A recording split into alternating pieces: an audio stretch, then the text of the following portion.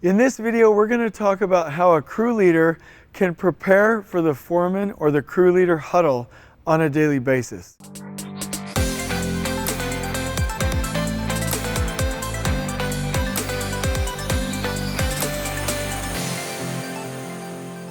So let me get right into this. This is going to be a short video because I want you to be able to go out and implement this on a consistent basis. If you've liked and subscribed to this channel, you've seen in the last video that we've talked about how to read and understand and use a weekly work plan. And I want to build on that concept here. So as a crew leader, if you have your norm level schedule and you are planning 6 weeks out and you are utilizing a collaborative weekly work plan and you have that work plan in your hand, this is what you can do.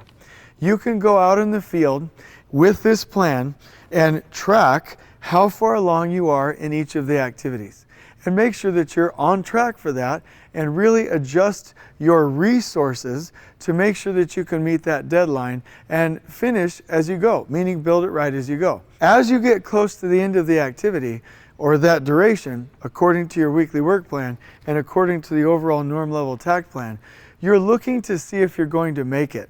And you're looking for two specific things. One, is the zone ahead of me ready to be handed off?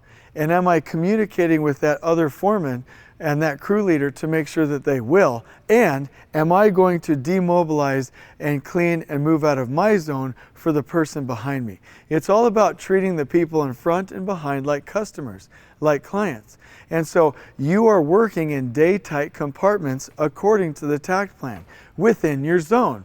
So this is beautiful. Not only do you have your zone, but you have your time durations by activity. So you always know what winning looks like. So when you're out in the field and you're getting ready to prepare, and then you're actually preparing for the afternoon foreman huddle, the afternoon crew leader huddle, you need to ask yourself, are you on schedule? Are you ready to hand off that zone to the person behind you? And what do you need to receive the zone in front of you? Those are the main questions. And if something's not going well, you go onto your schedule according to the zone maps and you write down the roadblocks. You write down the possible handoff problems. You write down any constraints, anything that might be permanent. And you write those notes down and you ask for what you need, right? So the biggest thing here is, in order for you to plan activities in the 6 week, to execute things in the 1 week, you need to get what you need, right?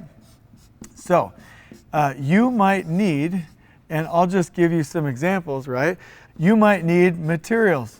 You might need information. You might need space. You might need help. You might need help absorbing a delay. You might need staging and the forklift and the crane. You may need some coordination. Whatever it is, I want you to get it because again, you have a duration, and I'm just going to blow this up. You have a duration and you have to finish this zone by the end of this duration. And if you're halfway through your time, but you're not halfway through your zone, then there's a problem. And so what is it? Is it a material problem? Is it an information problem? A space problem? You don't have enough people problem? Was there a delay? Do you need staging? Do you need coordination? What do you need?